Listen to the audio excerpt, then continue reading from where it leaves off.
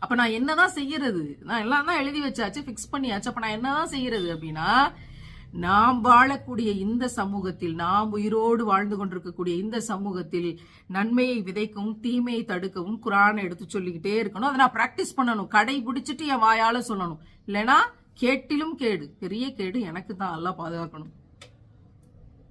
அதே மாதிரிதான் ரசூலுல்லாஹ்வினுடைய ஷரியத் சட்டங்கள், ஒரு சமூகம் ஒழுக்கமான சமூகமா இருக்கிறதுக்கு என்னென்ன சட்டங்கள் இருக்குதோ அதை நான் முதல்ல ஃபாலோ பண்ணணும். அதுக்கு பிறகு என் வாயால நான் பேசணும், எடுத்து வைக்கணும்.